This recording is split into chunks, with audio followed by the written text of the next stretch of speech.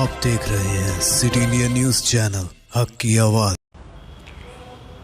السلام علیکم ورحمۃ اللہ وبرکاتہ۔ محترم ناظرین کرام، آج 26 شعبان المعظم جمعہ کی رات ہے، کل ہفتے کا دن ہے اور تقریباً 9 اپریل کا دن ہے۔ ہندوستان اور خاص طور پر جنوبی ہند اور دکن کی تاریخ کا ایک بہت ہی یادگار دن اس لحاظ سے رکھا جائے گا کہ آج کے دن کو اللہ رب العزت نے دکن اور حیدرآباد کی ایک انتہائی علمی، روحانی اور بزرگ ترین شخصیت کو اس دنیا سے دنیا فانی سے دار باقی کی طرف اپنی طرف اور اپنے پاس بلانے کے لیے مقرر فرمایا ہے۔ آج کا دن، بلکہ یہ رات عام راتوں سے زیادہ تاریک نظر آ رہی ہے، اس وجہ سے کہ آج دکن کی علمی دنیا، جنوبی ہند کا علمی ماحول اور علمی تمام حلقے آج اپنی یتیمی کا احساس کر رہے ہیں، اور پورا دکن، اس کے ہر مکتب فکر کے علماء، فقہا، محدثین، مفسرین، مفتیان کرام سب آج ایک انتہائی علمی اور روحانی شخصیت، میری مراد حضرت العلامہ مولانا مفتی محمد عظیم الدین صاحب، صدر مفتی جامع نظامیہ سے ہے، وہ آج رات 9:30 بجے وصال کر گئے۔ انا للہ و انا الیہ راجعون۔ صحیح بخاری شریف کی حدیث ہے، رسول کریم صلی اللہ علیہ وسلم کے ارشاد ہے، من احب لقاء اللہ احب اللہ لقاءہ۔ جو شخص اللہ سے ملاقات کی تمنا رکھتا ہے اور محبت رکھتا ہے اور چاہت رکھتا ہے، رب ذوالجلال بھی اس سے ملنا چاہتے ہیں، اللہ بھی اس سے ملاقات کرنا چاہتے ہیں۔ حضرت مولانا مفتی محمد عظیم الدین صاحب دکن کی انتہائی علمی اور روحانی خانوادے کے ایک چشم و چراغ تھے۔ جامع نظامیہ کے سابق شیخ الجامعہ حضرت مولانا مفتی رحیم الدین صاحب قبلہ رحمہ اللہ تعالی کے بھتیجے، اور آپ کی پرورش میں زندگی گزاری اور ان کی زیر سایہ پرورش پائے، اور جامع نظامیہ کے دارالافتاء سے زمانے طالب علمی سے وابستہ رہے، اور باضابطہ طور پر دارالافتاء جامع نظامیہ سے سن 1963 میں 1963 میں وابستہ ہوئے۔ اصل آپ کی پیدائش 1939 یعنی 1939 میں آپ کی پیدائش ہوئی، اور الحمدللہ آپ نے اپنی عمر کا ایک طویل عرصہ،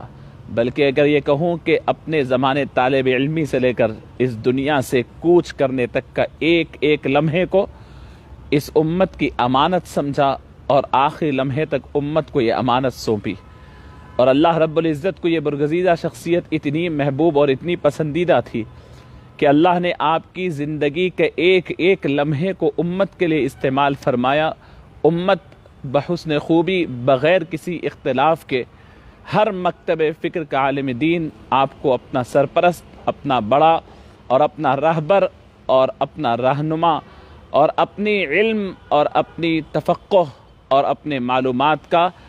کی صنعت سمجھتا تھا۔ عزیزان گرامی، جنوبی ہند اور شمالی ہند کا ایک بڑا فرق حضرت قبلہ کی ذات گرامی کو دیکھنے سے سمجھ میں آتا۔ علماء کرام جب دیکھتے تو ان کے علم میں استحکام آ جاتا،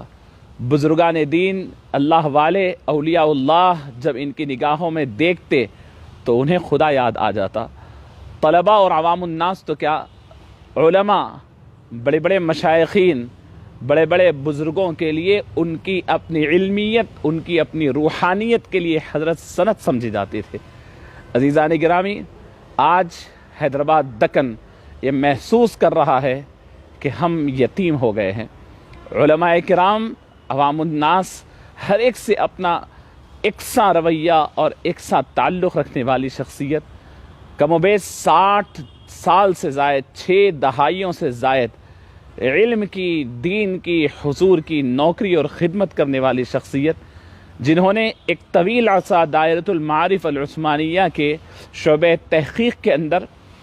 اللہ کے رسول صلی اللہ علیہ وسلم کی علوم نبوت کے نایاب و نادر نسخوں کو، کمیاب و نایاب نسخوں کو منظر عام پر لانے کے لیے آپ نے بڑی کوششیں کی اور بہت محنت اور علم ریزی کے ساتھ تحقیقاتی کام تقریباً 35 سال تک دائرۃ المعارف العثمانیہ میں آپ نے انجام دیا، اور جامعہ نظامیہ کے دارالافتاء سے کبھی جز وقتی اور کبھی ہمہ وقتی مکمل طور پر وابستہ رہے، اور تقریباً حضرت مفتی رحیم الدین صاحب کے بعد سے 1963 سے لے کر کے آج 2021 اپریل تک آپ نے آخری لمحات تک دارالافتاء جامعہ نظامیہ کے اندر اپنے خدمات انجام دی۔ عزیزان گرامی، یہ وہ شخصیت تھی جن کی نگاہوں میں ان کے بڑے بہت بڑے اور جن کے چھوٹوں کو بھی اپنے جیسا اور اپنے برابر کی طرح سلوک کرتے، کبھی اپنے پڑ پوتے شاگرد کے ساتھ بھی کبھی اس انداز سے، کبھی کوئی بڑے پن سے نہیں، ہنستے مسکراتے شفقت اور ادب کے ساتھ پیش آتے۔ عزیزان گرامی، دکن کی علمیت، روحانیت، سنجیدگی، معتدل مزاجی، ہر ایک کو لے کر چلنا، رواداری، محبتیں، جو الفتیں ممبر و محراب سے آج دکن میں نظر آ رہی ہیں،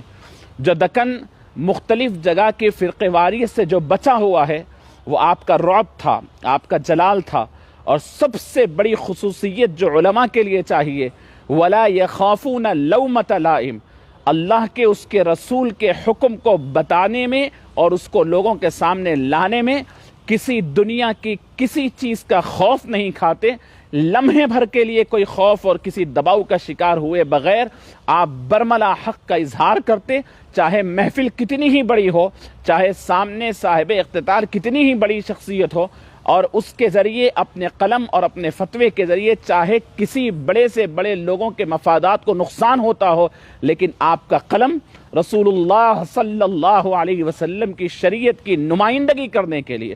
حضور کے احکامات کو بتانے کے لیے رواں دواں رہا۔ کبھی دنیا کی پرواہ نہیں، دنیا والوں کی پرواہ نہیں، پرواہ ہوتی تو اللہ کی اور اللہ کے رسول صلی اللہ علیہ وسلم کی۔ اللہ رب العزت نے آپ کی پوری زندگی کو زبردست کارآمد بنایا، لمحے آخر تک خدمت دین کے لیے اپنے آپ کو وقف کیا، اور ایسے اللہ والوں کے اللہ نے صحت بھی سلامت رکھا، لمحے آخر تک نماز پورے ارکان کے ساتھ ادا فرماتے، اور ذہن اتنا یعنی چاق و چوبند کہ آپ آخری لمحات تک دارالافتاء جامعہ نظامیہ میں فتوے تحریر فرماتے اور لوگوں کی اصلاح کرتے، اور اللہ کا شکر ہے کہ اللہ نے پوری زندگی کا ایک ایک لمحہ حضرت قبلہ کا استعمال کیا۔ دنیا والوں کو بعض مرتبہ یہ چیزیں بہت یعنی جب بڑی بڑی خدمات نظر آتے ہیں تو کچھ ایوارڈز بھی ملتے ہیں جو حضرت کی شخصیت کے سامنے کوئی حیثیت نہیں رکھتے، لیکن پھر بھی ذکر کر دوں، صدر جمہوریہ ایوارڈ آپ کو 2014 میں ملا، ایسے ہی 1991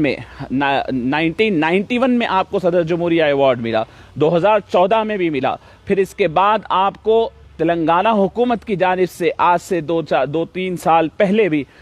وہ آپ کے علمی خدمات کے اوپر آپ کو ایوارڈ ملا۔ یہ دنیا کے ایوارڈ کی طرف کبھی توجہ نہیں فرماتے تھے، لیکن اس کے باوجود آپ کی للہیت اور آپ کی اپنی یعنی پردہ نشینی کے باوجود بھی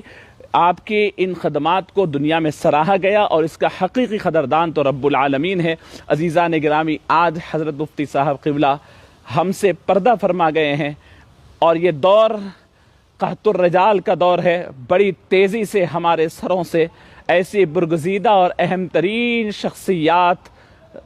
گزر رہی ہیں اور جا رہی ہیں۔ عزیزان گرامی، کل بروز ہفتہ 27 شعبان المعظم کو ظہر کی نماز کے بعد حضرت قبلہ کی نماز جنازہ اور آخری دیدار انشاءاللہ احاطہ جامع نظامیہ میں کرایا جائے گا، اور پھر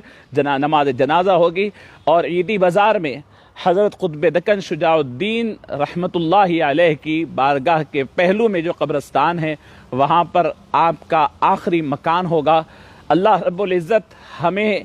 ایسے عظیم شخصیت کی جنازے اور آپ کی تدفین میں شرکت کا اللہ موقع دے، اور اس جنازے میں شرکت کی وجہ سے رب العالمین ہماری مغفرت فرمائے اور ہمیں سعادتوں سے نوازے، اور حضرت قبلہ کا نعم البدل اللہ جامع نظامیہ کو، دکن کو اور ہم تمام کو آپ کی جیسی سرپرستی والا، اللہ والا، للہیت اور تقوی والی شخصیت اللہ نصیب فرمائے۔ ہم تمام امت مسلمہ اور خاص طور پر علمی برادری برابر کی تعزیت کی مستحق ہے۔ کسی کا انتقال ہوتا ہے تو تعزیت گھر والوں کو کرنا پڑتا ہے۔ حضرت قبلہ کے وصال کے بعد جب نگاہ دوڑاتے ہیں تو ایسا اندازہ ہوتا ہے کہ کس کس کو تعزیت کرے، گھر والے تو گھر والے، علماء تو علماء، مفتیان کرام تو مفتیان کرام، عوام الناس، ہر ایک سے ایسے شیر و شکر اور ایسی محبت، ہر ایک یہ سمجھتا کہ میں تعزیت کا صحیح مستحق ہوں۔ اللہ رب العزت اس مصیبت میں ہر ایک کو صبر کا حوصلہ اور اس صبر کے ساتھ ہر ایک کو یعنی اس کا اجر نصیب فرمائے۔ حدیث شریف سماعت فرما لے، رسول پاک صلی اللہ علیہ وسلم کا ارشاد ہے، کوئی شخص جنازے میں شریک ہوتا ہے،